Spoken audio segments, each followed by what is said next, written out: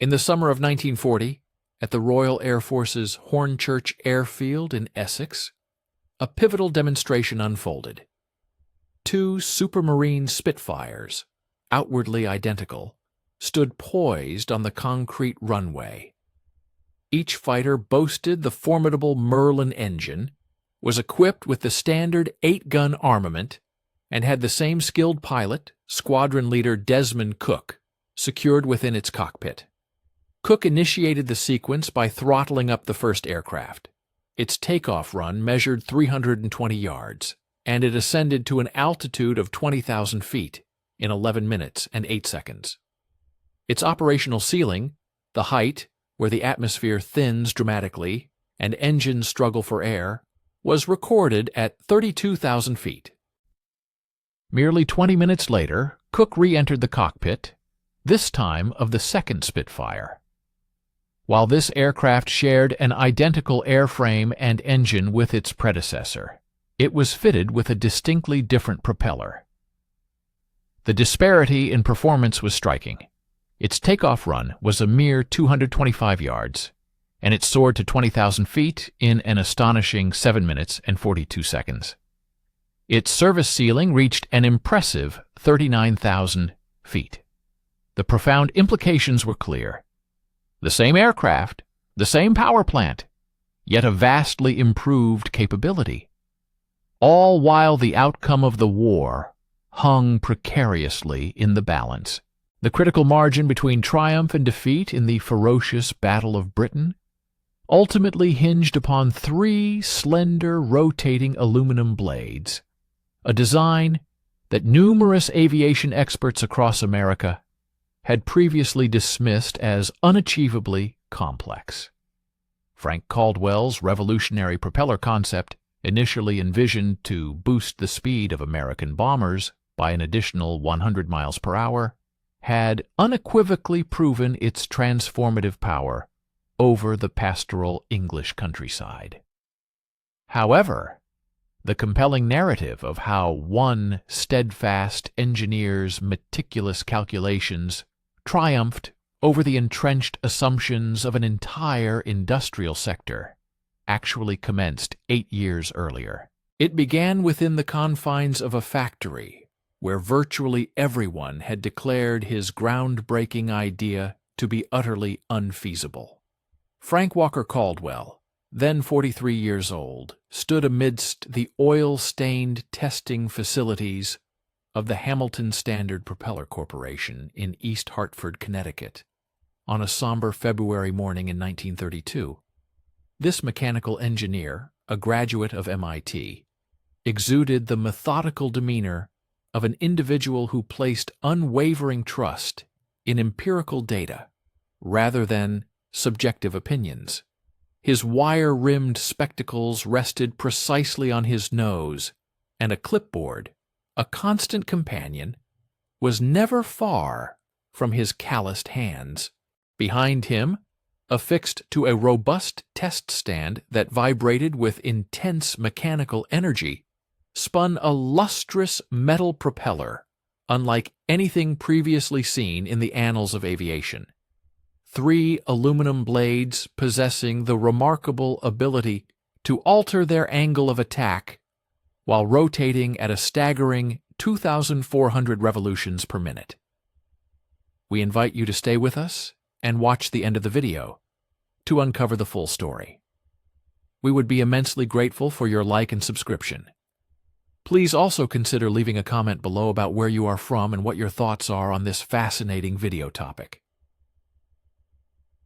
The pivotal telephone call that would irrevocably alter the course of events had arrived just 3 days prior from Boeing Field in Seattle. The Boeing Model 247, heralded as America's groundbreaking new airliner, found itself incapacitated at Denver Municipal Airport, much like a prized racehorse hobbled by broken legs. At an elevation of 5,280 feet, this twin-engine marvel, designed to transport passengers coast to coast in unprecedented time, struggled desperately to surmount the formidable Rocky Mountains. its two wooden propeller blades, fixed at a singular pitch angle optimized for only one specific flight condition, rendered the aircraft nearly ineffectual in all other circumstances. Pan American Airways President Juan Trippe had issued a stern ultimatum to Boeing that very morning. Rectify this issue, or we will procure our aircraft from Douglas. The stakes could not have been higher. United Airlines had placed an order for 25 Model 247s, and TWA was contemplating 30. Yet none of these lucrative prospects mattered if the world's most advanced airliner proved incapable of traversing a mountain range. Caldwell was intimately familiar with this particular refrain of skepticism. Throughout America's burgeoning aviation community, the prevailing conventional wisdom circulated like sacred dogma, echoing from hangars to executive boardrooms. Variable pitch propellers were merely a solution in search of a problem. They were deemed excessively heavy for any marginal performance gains, overly intricate for dependable operation, and comprised far too many precision-machined moving parts, functioning in an inherently hostile environment where lubricating oils would congeal at high altitudes and relentless vibration would inevitably dismantle delicate mechanisms. The Army Air Corps Engineering Division had, in fact, formally designated Caldwell's hydraulic design as fundamentally unsound from a mechanical standpoint. Even Charles Lindbergh, arguably aviation's most revered voice, had expressed reservations about the concept during a private discussion at Wright Field the previous autumn.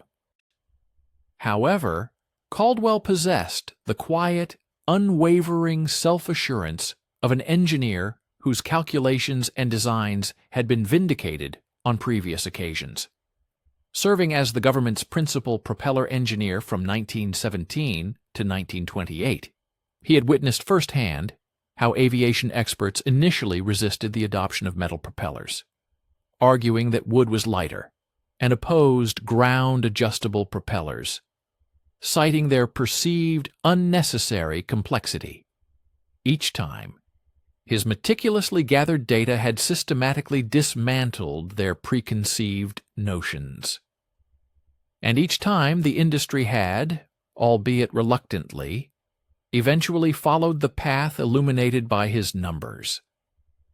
This particular juncture, however, felt distinctly different. This time, not only careers, but entire corporate entities teetered on the brink. Hamilton Standard had invested its entire future into Caldwell's revolutionary design. This encompassed 800 jobs in East Hartford, along with extensive manufacturing contracts that spanned from the factories of Connecticut to the facilities in California.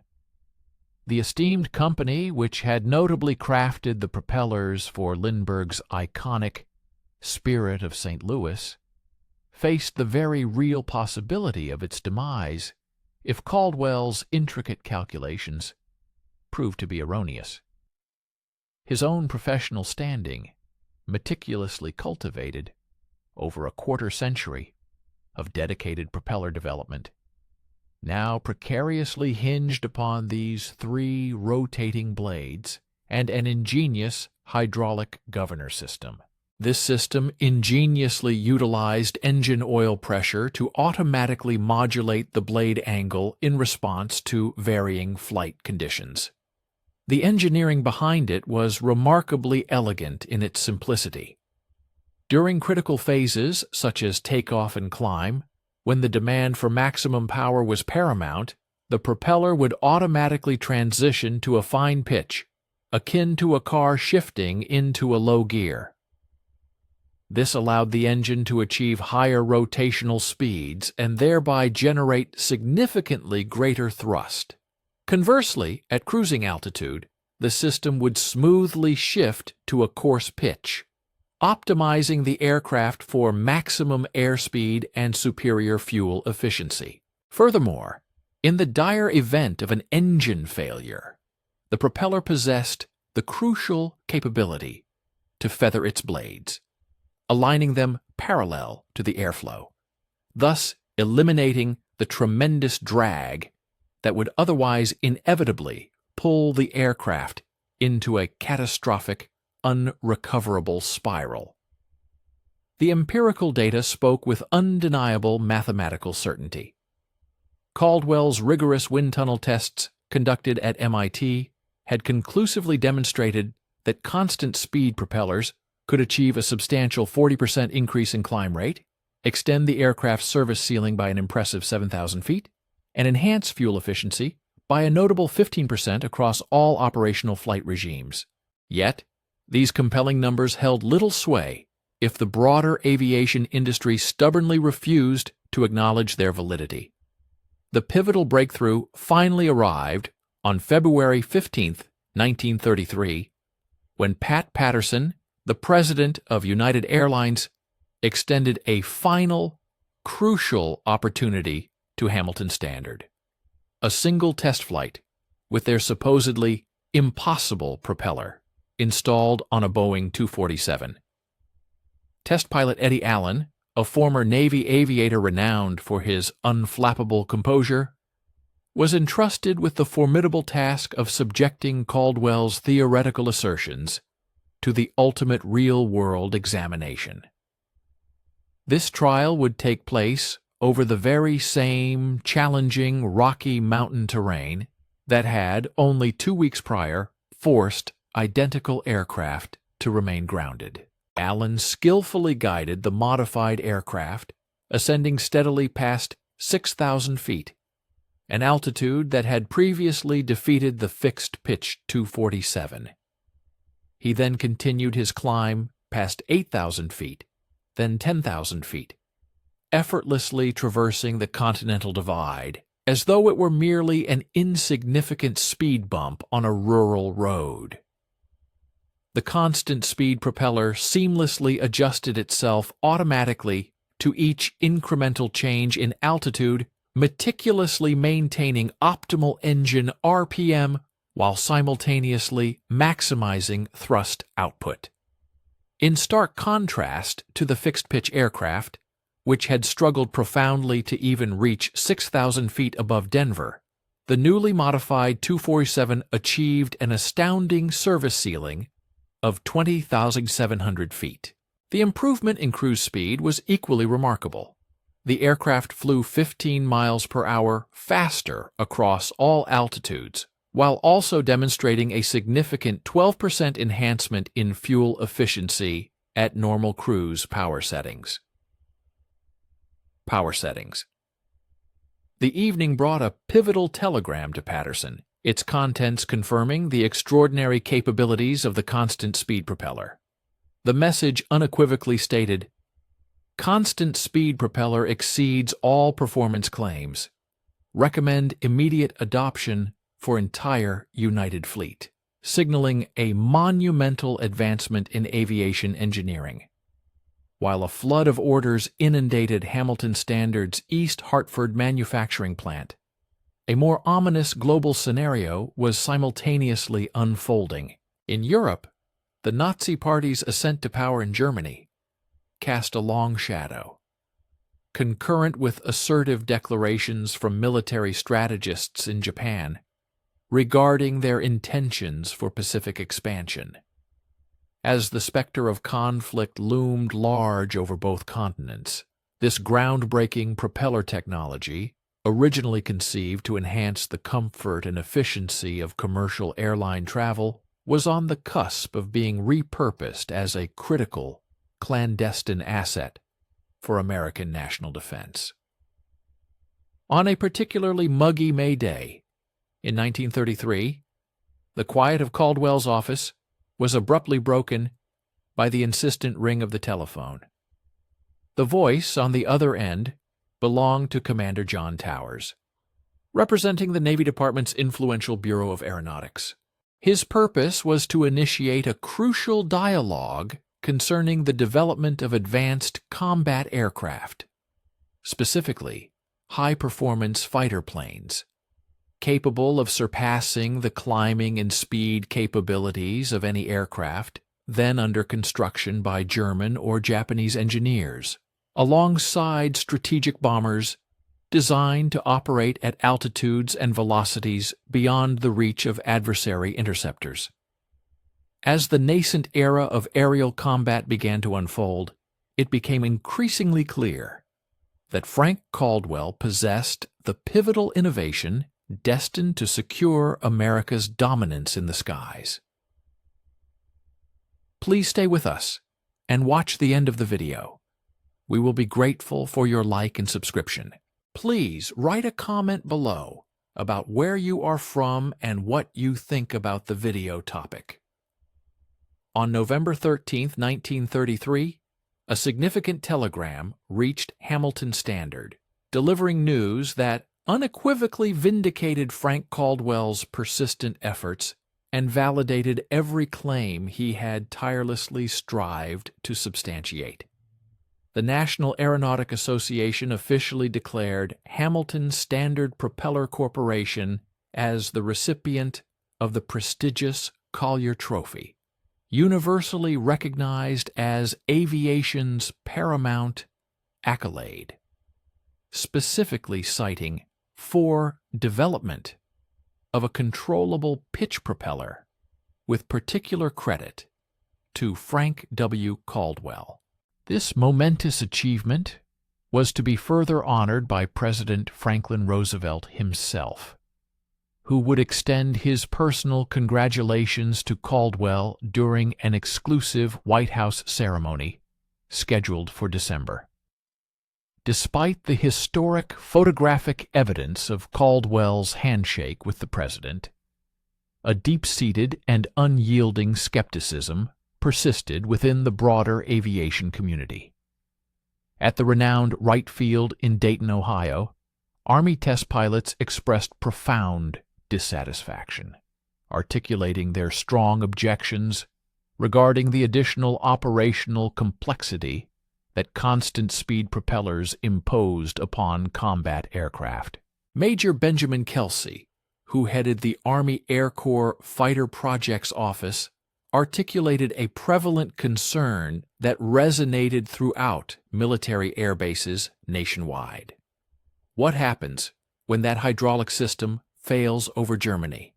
When oil pressure drops and the propeller locks up, fixed pitch props don't break down because there's nothing to break. This pointed question highlighted the perceived vulnerability of the new technology in critical combat scenarios. True to his nature, Caldwell's reaction was meticulously systematic and highly organized. Recognizing the military aviator's imperative for incontrovertible evidence of reliability in the crucible of combat, he committed to furnishing them with comprehensive data designed to eliminate any vestige of uncertainty. Devoting himself to arduous 18-hour workdays within Hamilton Standard's significantly enlarged testing complex, Caldwell pioneered an innovative diagnostic procedure that would later be universally recognized as the whirl test. This involved securely affixing propellers onto stationary stands to meticulously quantify their thrust generation, operational endurance, rotational speed, and inherent structural resilience, all while subjecting them to extraordinarily rigorous conditions that far surpassed the most extreme stresses an aircraft would ever encounter in live combat situations. The fundamental technical innovation that underpinned all these advancements was remarkable for its sheer mechanical elegance and straightforward design. Caldwell's ingenious hydromatic propeller harnessed the existing engine oil pressure to actuate a piston, which in turn precisely altered the blade angle via an interconnected arrangement of gears and counterweights.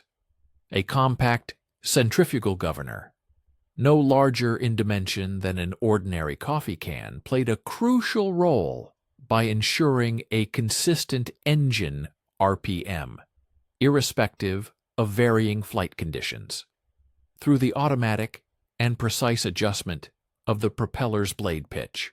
For instance, during an ascent, as the aircraft gained altitude and atmospheric density naturally diminished, the propeller would instinctively transition to a fine pitch setting, analogous to engaging a low gear in an automobile, thereby sustaining optimal engine revolutions per minute and ensuring the delivery of maximum available power. Conversely, during periods of steady cruise flight, the sophisticated system would automatically adopt a coarse pitch, optimizing the aircraft for peak speed and superior fuel economy. Furthermore, should the engine RPM surge excessively during a steep dive, the propeller would autonomously coarsen its pitch, effectively preventing potentially damaging overspeed conditions. Perhaps the most groundbreaking innovation inherent in the design was its unparalleled feathering capability. In the event of a complete engine failure, the ingenious system allowed for the utilization of oil pressure from the operational engines to precisely rotate the blades of the defunct propeller until they were perfectly parallel to the oncoming airflow. This critical action effectively nullified the immense aerodynamic drag that would otherwise inevitably force a multi-engine aircraft into a perilous and uncontrollable descent.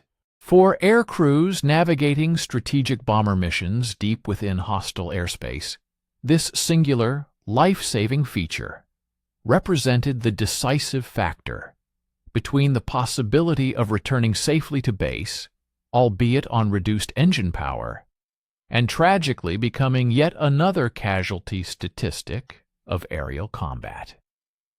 The enhanced performance metrics, once converted into tangible combat capabilities, proved to be absolutely indisputable and profoundly impactful.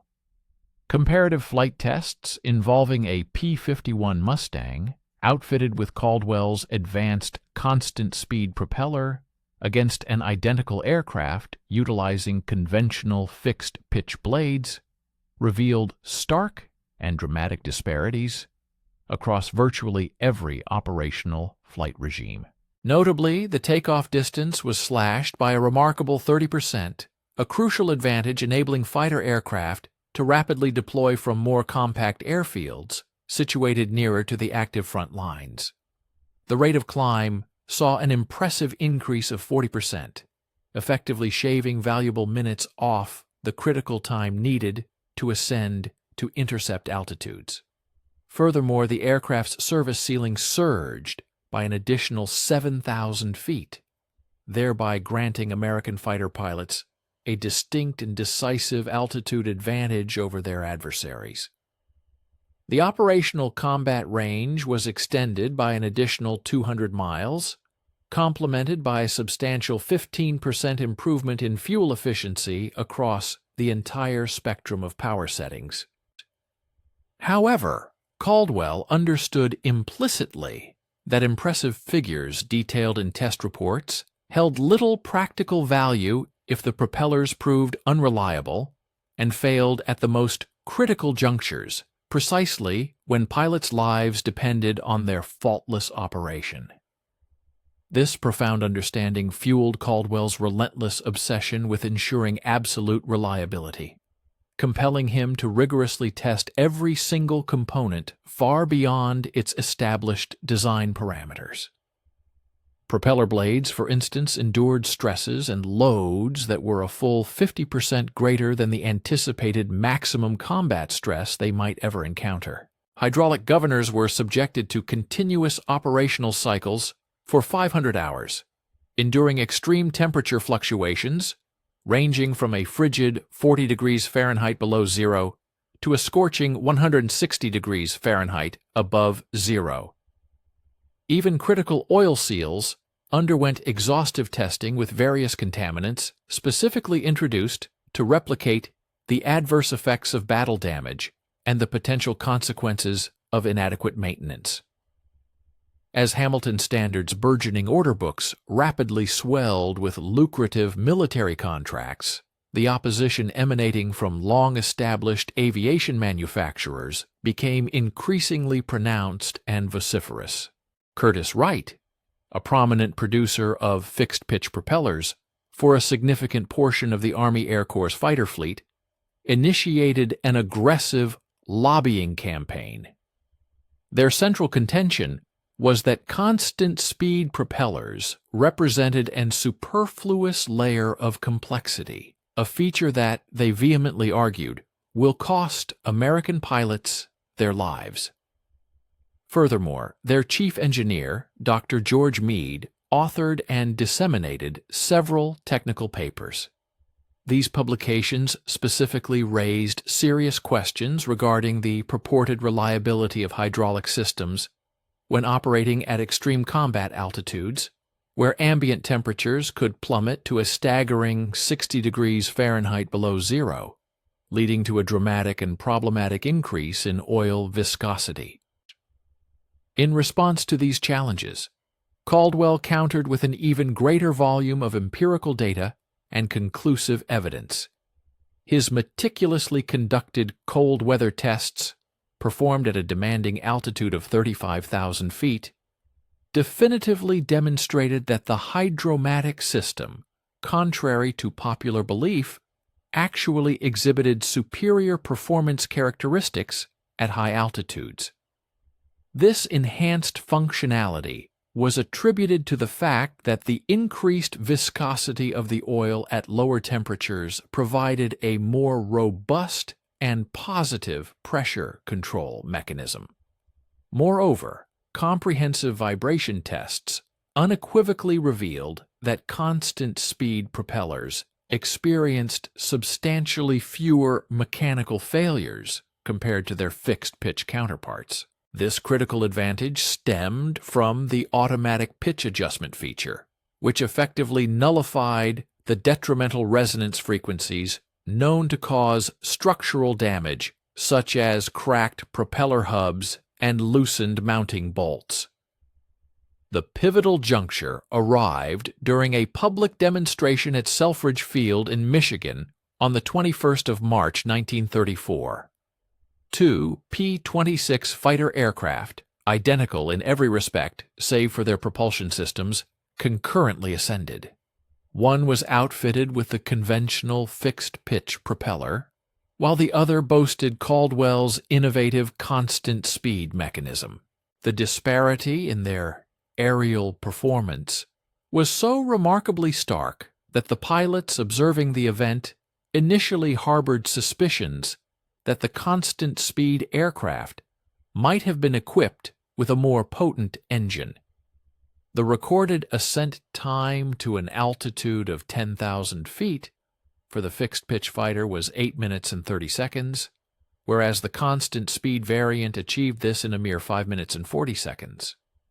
Furthermore, its maximum speed at 15,000 feet reached 203 km/h, significantly surpassing the 187 km/h of its counterpart.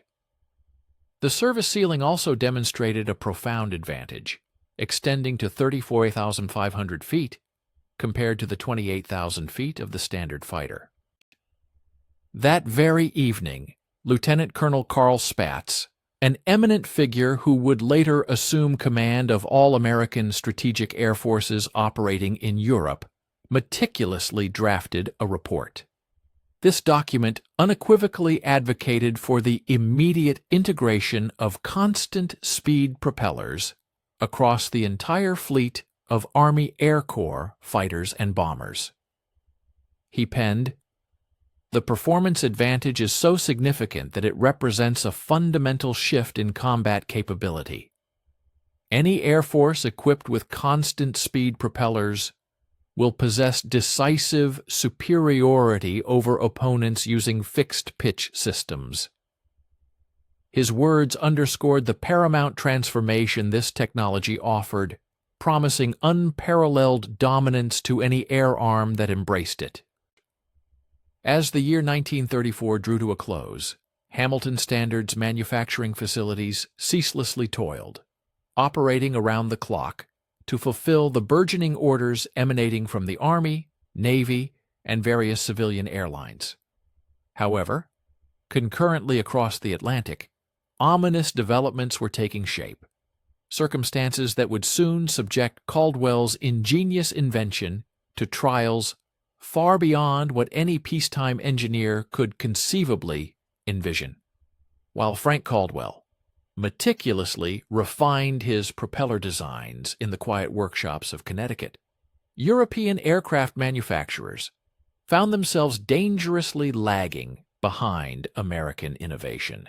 Within the expansive Messerschmitt factories situated outside Augsburg, Germany's most advanced fighter, the Bf-109, still relied upon manually adjustable propellers, compelling pilots to laboriously fine-tune pitch levers continuously during the intensity of combat.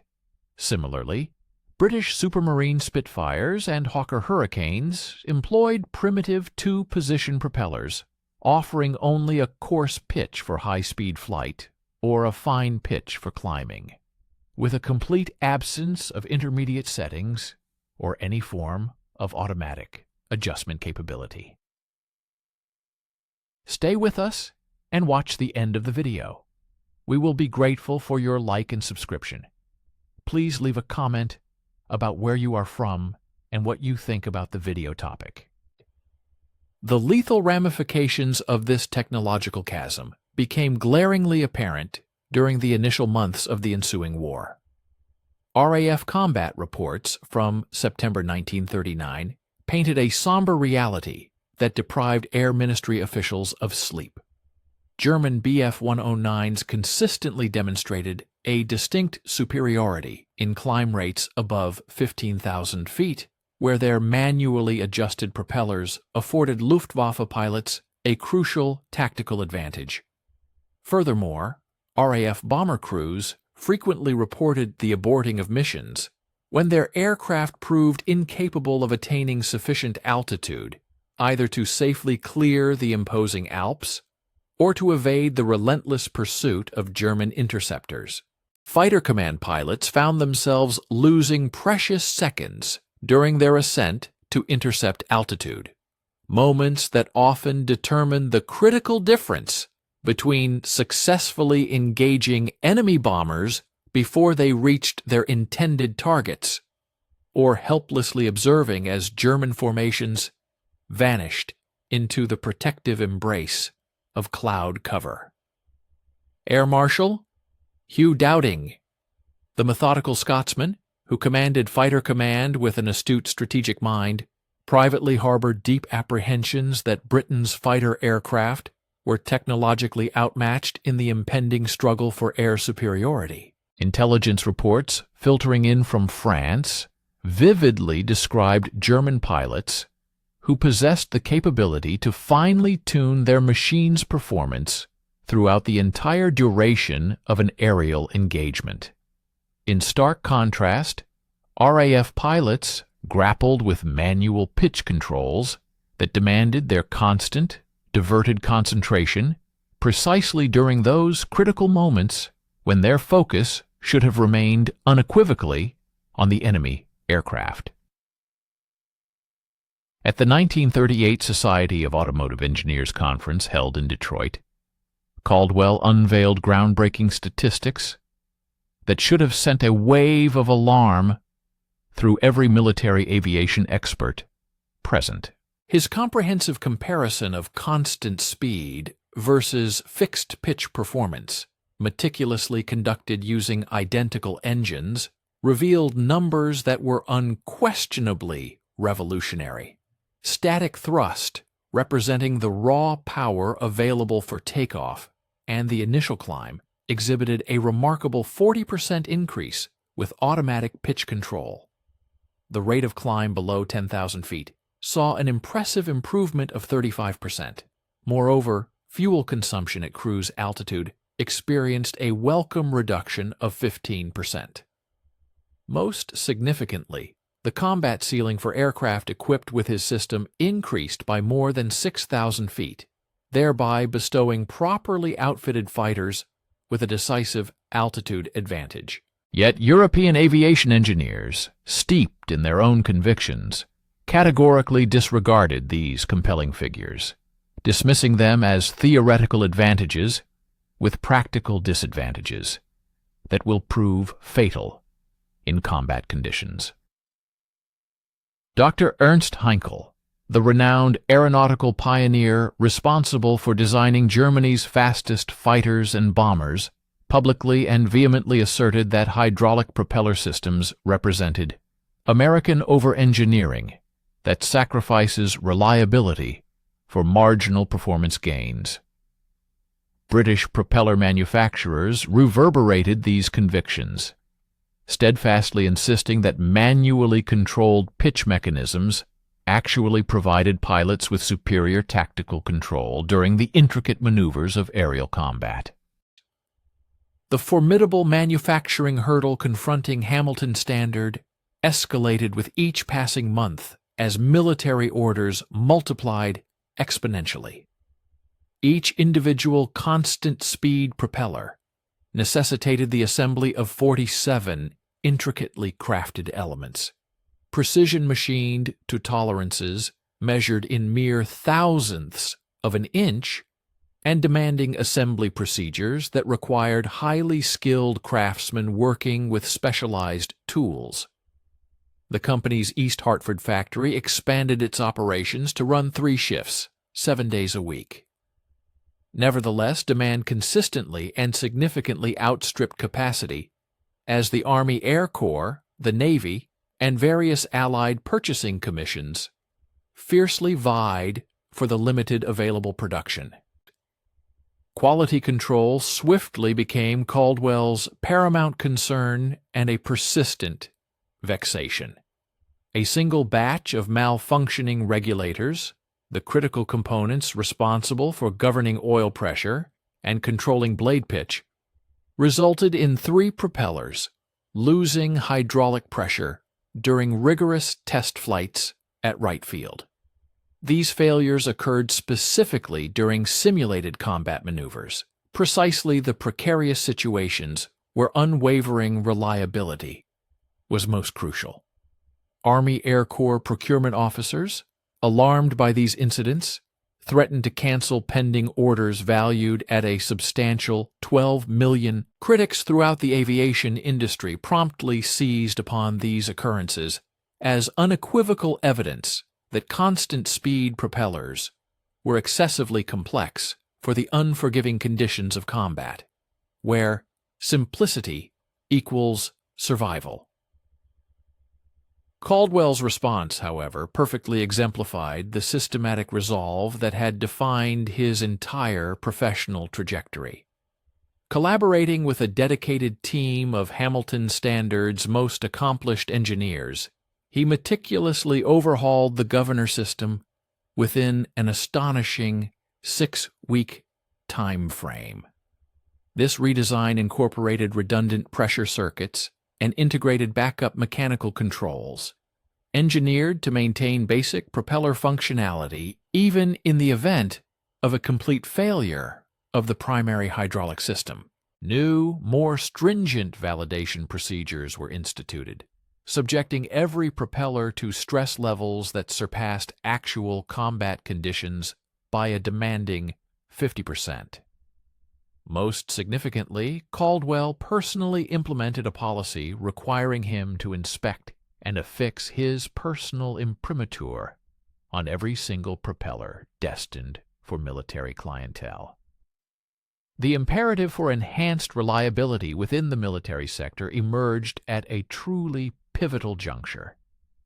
As the calendar turned to early 1939, the formidable might of the German Luftwaffe had swelled to encompass more than 4,000 aerial vehicles, presenting a stark contrast to the modest complement of fewer than 700 operational fighter aircraft available to Britain's Royal Air Force Fighter Command. Concurrently, the German industrial complex was vigorously accelerating its output of aircraft, with numerous nascent manufacturing facilities rolling out sophisticated models such as the formidable Bf-109E and the potent twin-engined Bf-110 destroyer. Furthermore, confidential intelligence dispatches consistently underscored the unsettling reality that German bomber squadrons possessed the requisite operational range and altitude capabilities to strike virtually any strategic objective across the British Isles, whereas the RAF's existing fighter fleet encountered considerable difficulties in effectively engaging enemy formations operating at elevated altitudes. This alarming chasm in technological prowess manifested itself with devastating clarity amidst the brutal engagements of the Battle of France. British Royal Air Force Hurricane and Spitfire squadrons, outfitted with conventional two-position propellers, found themselves perpetually outmaneuvered and outclassed by their German adversaries once combat ascended above the critical threshold of 20,000 feet. A poignant testament to this deficiency came from Flight Lieutenant Douglas Bader, the distinguished commander of 242 Squadron, who grimly observed that German aircraft climb away from us at will above 15,000 feet. Our propellers simply cannot provide the power needed for sustained high-altitude combat. Consequently, the tally of squadron casualties escalated relentlessly as RAF airmen grimly recognized that their aircraft's operational limits were lethally insufficient when pitted against an enemy capable of dictating the terms and location of every aerial encounter. Stay with us and watch the end of the video. We will be grateful for your like and subscription. Write a comment about where you are from and what you think about the video topic. By the grim month of June 1940, as German ground forces pressed inexorably towards the Channel coastline and the formidable Luftwaffe meticulously readied itself for its impending aerial onslaught against the British Isles, Fighter Command found itself grappling with a profound technological crisis, one that imperiled the very trajectory and ultimate conclusion of the entire global conflict. Ironically, the very constant speed propellers that had garnered effusive commendations from American test pilots as a revolutionary advancement were conspicuously absent from the majority of RAF squadrons, victims of an entrenched bureaucratic inertia and a deeply rooted industrial reluctance to embrace innovation. Squadron leader Desmond Cook, a discerning officer from 65 Squadron stationed at Hornchurch, possessed an acutely clear understanding, perhaps more so than many of his peers, of the dire challenges confronting his pilots in the imminent confrontation. Having personally engaged German fighters over the skies of France in his Spitfire, he comprehended with absolute certainty that the performance deficiencies plaguing the RAF were not attributable to any lack of pilot dexterity or fundamental aircraft design flaws. Rather, they represented complex engineering dilemmas demanding precise engineering remedies. As vast Luftwaffe formations began to coalesce menacingly across the Channel, poised for the execution of what was to be known as Operation Eagle Attack, Cook braced himself to lodge an urgent and unconventional request, one that would serve as a critical litmus test of whether the British administrative apparatus could indeed adapt with sufficient alacrity to rescue Fighter Command from the brink of technological obsolescence. Squadron leader Desmond Cook, on that fateful day of June 10, 1940, stood intently within the confines of the operations room at RAF Hornchurch, his gaze fixed upon a series of intelligence photographs that chillingly corroborated his gravest apprehensions. The photographic evidence unequivocally revealed vast formations of Luftwaffe aircraft including the formidable Stukas, Heinkels, Dorniers, and the universally dreaded Messerschmitt escorts, which had so decisively dominated the aerial contests over France, consolidating their strength at airfields scattered across northern France. It was clear that within mere weeks, perhaps even days, these forces would descend upon Britain, and Fighter Command would be compelled to confront them with aircraft whose ascent rates were woefully inadequate, incapable of attaining the crucial altitudes where aerial supremacy would ultimately be decided. Cook, having personally piloted Spitfires over the embattled skies of Dunkirk, had endured the agonizing experience of watching helplessly as German fighters effortlessly outclimbed his squadron at will, particularly above 20,000 feet. The stark arithmetic of the situation was disarmingly straightforward. His own aircraft required a protracted 11 minutes and 8 seconds to achieve an altitude of 20,000 feet, whereas the agile Messerschmitt Bf-109s could reach the identical height in less than 9 minutes. In the unforgiving crucible of aerial combat, that critical differential of 2.5 minutes represented the absolute distinction between successfully intercepting hostile bombers before they could unleash their destructive payloads upon their designated targets, and arriving tragically belatedly to avert widespread devastation. The technological antidote to this existential threat resided readily available within American manufacturing facilities, yet the ponderous machinery of British bureaucracy advanced with a glacial torpor, even as German preparations for invasion gained alarming momentum with each passing day. In a bold and unconventional move, Cook deliberately circumvented established official protocols and initiated a direct communication with de Havilland Propellers, the authorized British licensee responsible for manufacturing Hamilton Standard's revolutionary constant-speed designs. His appeal was characterized by both its pressing urgency and its unequivocal specificity. He demanded the immediate retrofitting of his squadron's Spitfires with the American-designed propellers, asserting that this action should proceed entirely irrespective of any formal official sanction or conventional procedural mandates. Astonishingly, the comprehensive conversion program commenced within a mere 48 hours, operating under the extraordinary umbrella of emergency authorization personally granted by Air Marshal Dowding himself. The dedicated engineers at de Havilland labored with unflagging intensity, working ceaselessly around the clock, and promptly requisitioned additional hangar space at Hatfield. There they undertook the intricate task of transforming Spitfire Paco, upgrading them from their outdated two-position propellers to sophisticated, fully automatic, constant speed systems.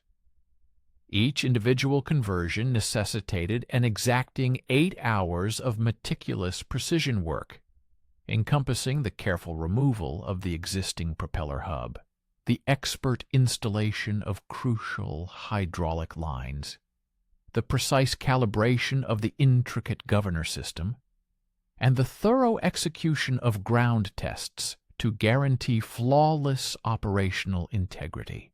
The exigencies of the war meant that Fighter Command could only afford to release aircraft for these modifications for brief 24-hour intervals, thereby engendering a complex logistical nightmare where squadrons were compelled to operate at significantly diminished strength while their vital aircraft underwent these critical emergency transformations.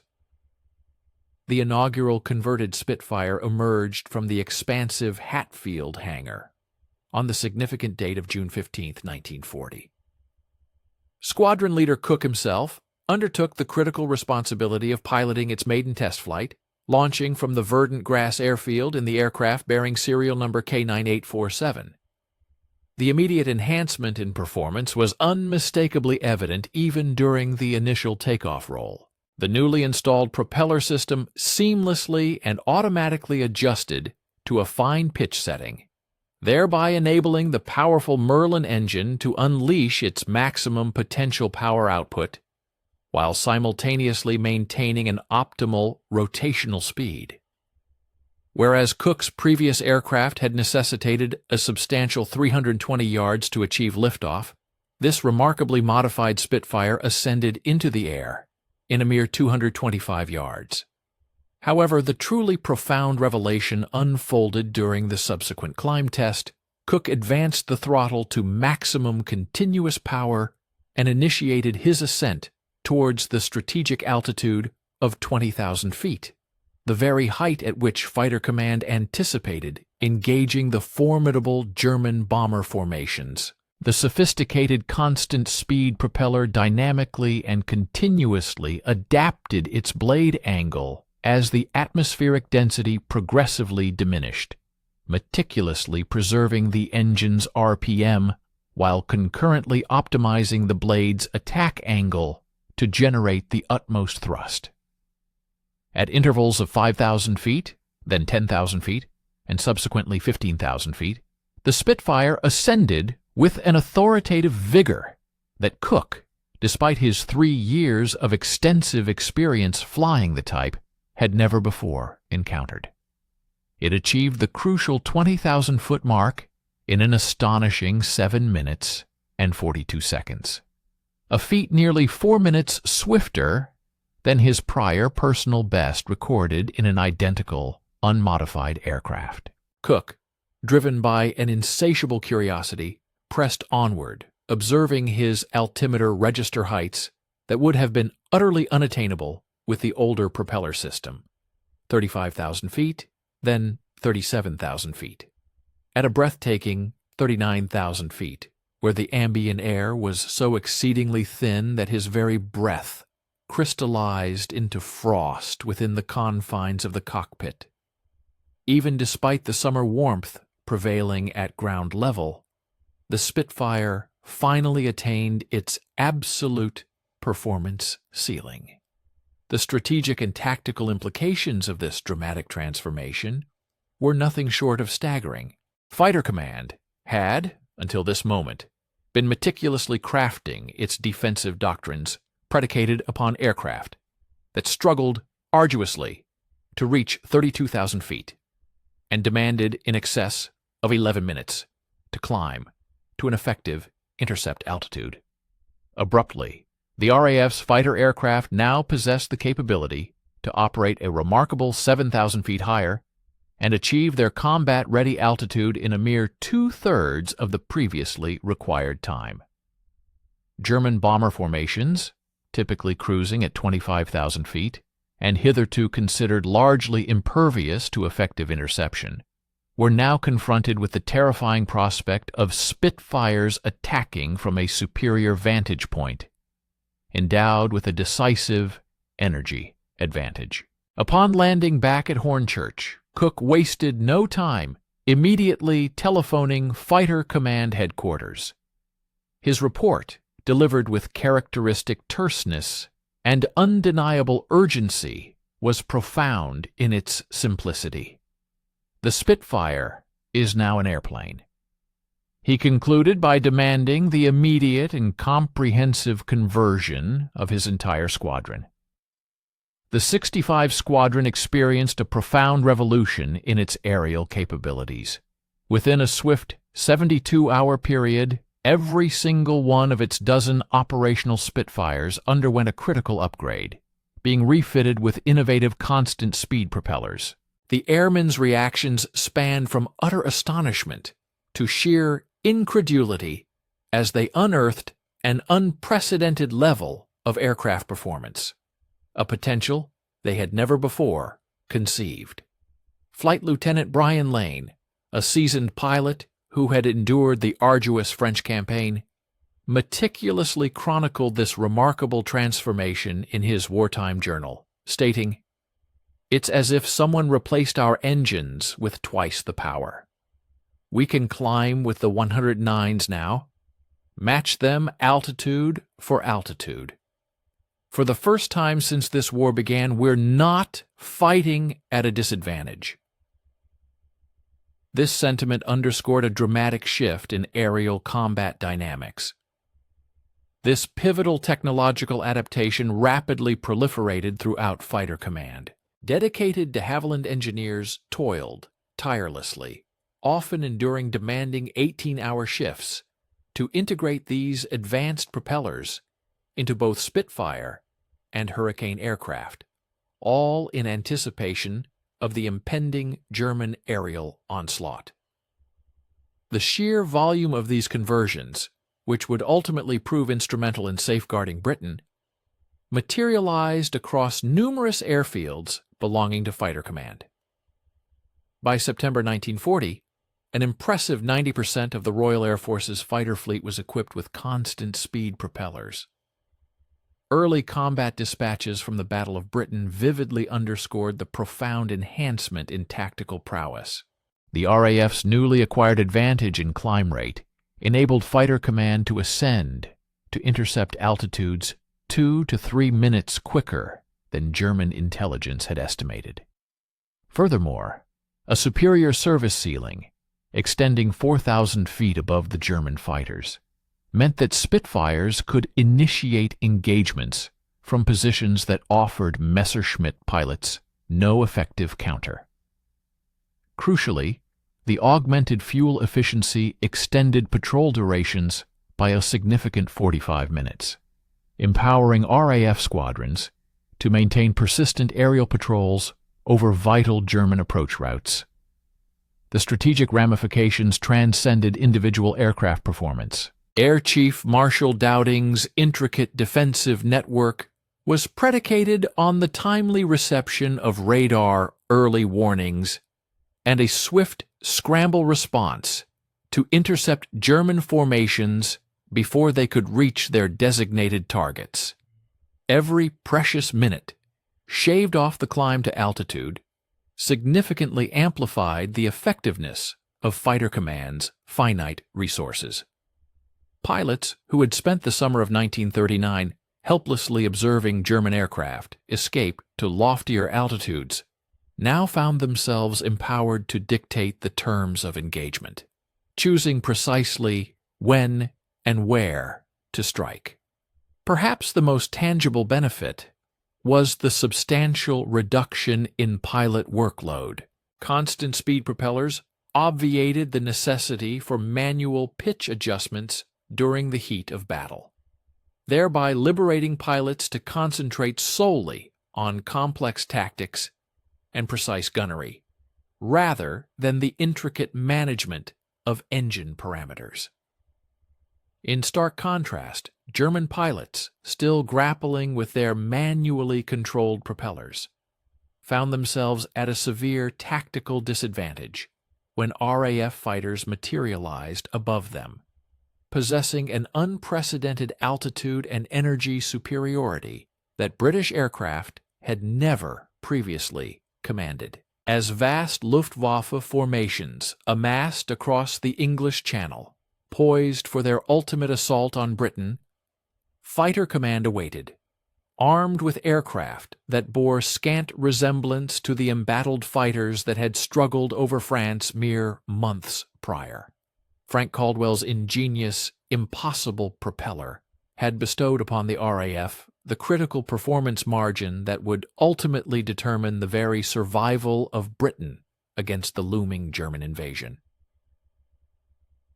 Stay with us and watch the end of the video. We will be grateful for your like and subscription. Write a comment about where you are from and what you think about the video topic.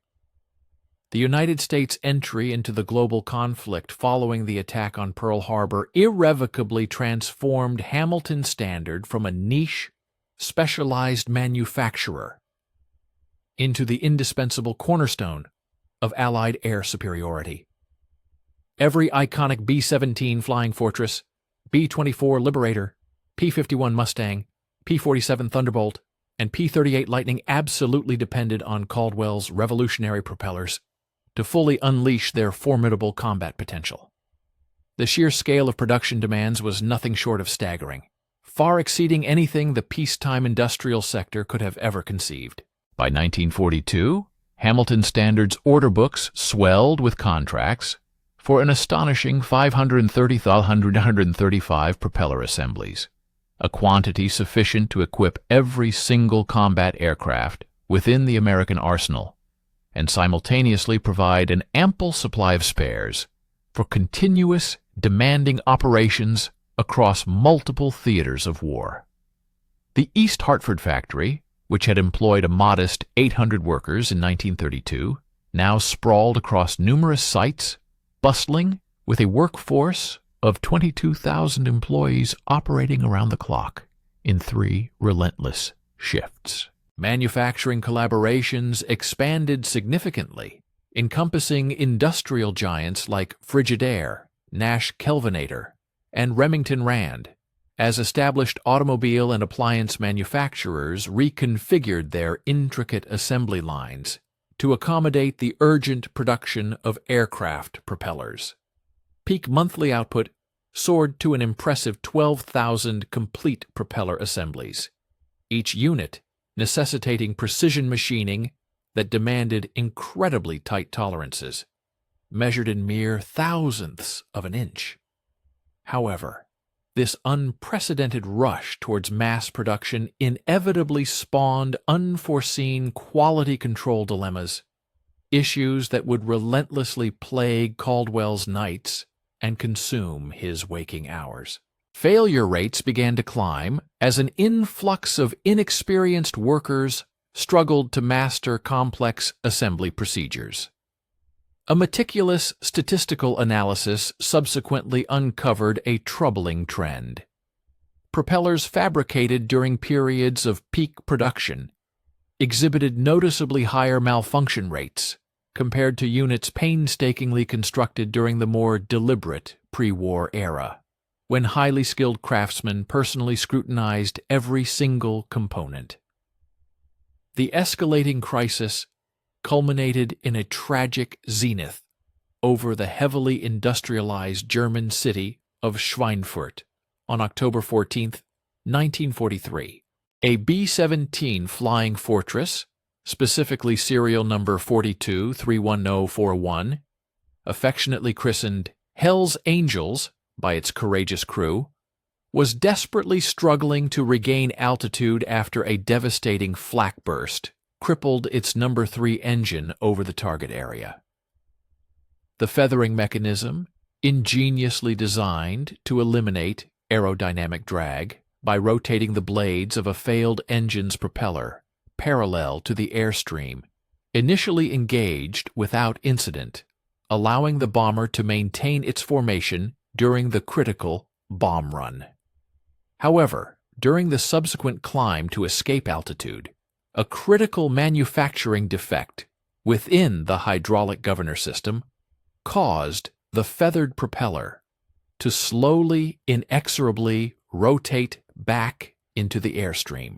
This created an immense, uncontrollable drag that violently pulled the B-17 into an irreversible and catastrophic dive. 9 brave airmen tragically perished when Hell's Angels plummeted into a Bavarian forest. The exhaustive investigation that followed meticulously traced the root cause of the failure to contaminated hydraulic fluid, which had frozen solid at an altitude of 30,000 feet, thereby preventing the governor's intricate system from accurately maintaining the blade's crucial feathered position. Quality control inspectors subsequently discovered identical contamination in 47 other propellers from the very same production batch, all of which had been dispatched to 8th Air Force squadrons operating from their bases in England. Frank Caldwell, then 54 years old and burdened by an immense weight of industrial responsibility that no peacetime engineer could have ever conceived, took profound personal accountability for this devastating failure.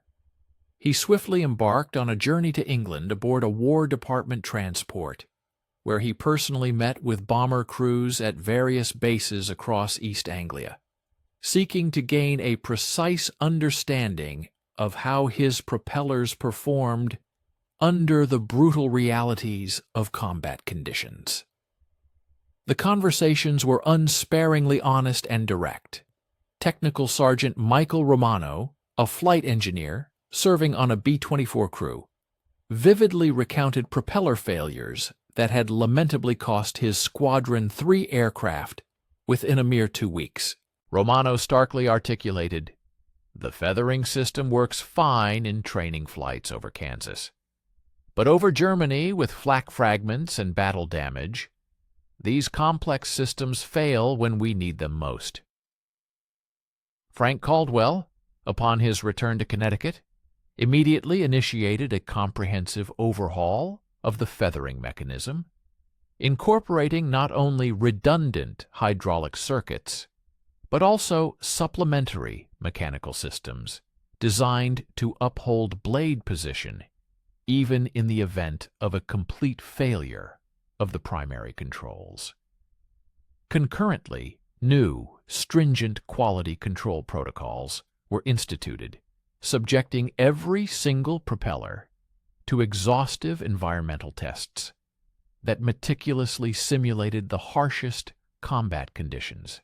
These trials included temperature cycling from an extreme 60 degrees below zero to a searing 140 degrees above, vibration testing that deliberately surpassed typical combat stress by a significant 75%, and rigorous contamination trials utilizing hydraulic fluid purposefully tainted with minuscule metal particles, ice crystals, and various chemical residues that could foreseeably accumulate during protracted combat operations. By the pivotal year of 1943, these relentless reliability enhancements had culminated in the creation of what was widely recognized as the most exceptionally dependable propeller system in the entire annals of aviation history. Analysis of combat loss statistics emanating from the European theater unequivocally demonstrated a dramatic decline in propeller-related failures, which had plummeted to less than 1% of all mechanical problems, a figure significantly lower than those attributed to engine malfunctions, landing gear failures, or electrical system breakdowns.